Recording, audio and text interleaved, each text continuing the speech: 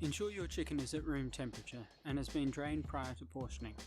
Have a small sharp blade with you, just to make sure things go a little bit easier. Proceed to dislocate all of the bones to ease the process of limb removal. Both the wings and the legs will be kept for separate dishes. There will be some crunching sounds which occur. This is incredibly unpleasant, but it is normal. What we'll attempt to do is remove all the limbs from this bird with as few cuts of the muscle as possible. Remove the parson's nose if you wish. Cut through the skin where the armpit joint is located.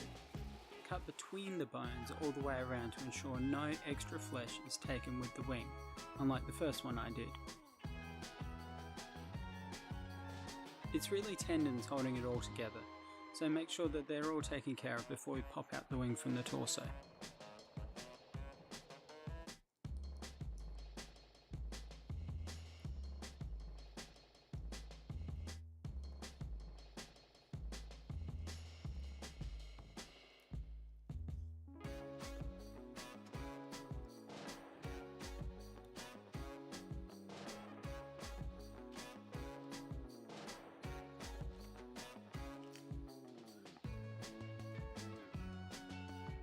Make an incision where the skin is hanging loose and proceed to pull and cut apart the thigh and the leg from the chook.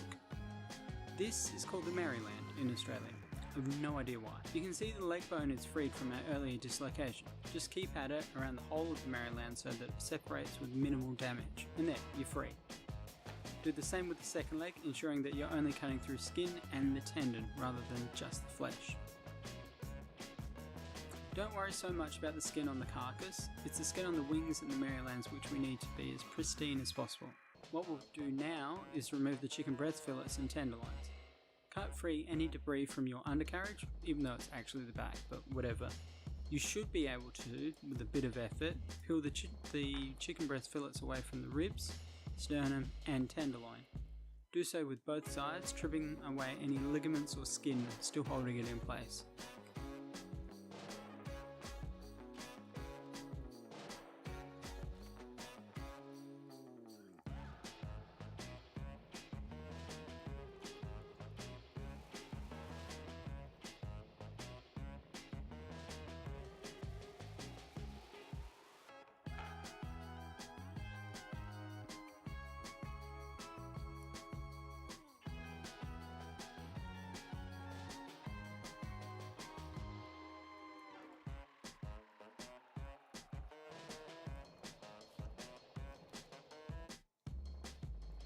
You can at this point divide the breast in half, but use a bigger and sharper knife than I did.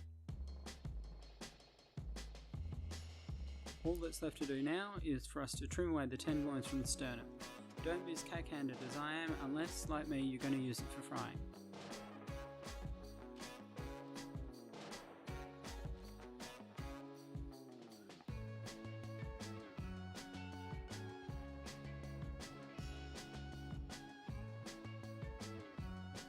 And that's everything.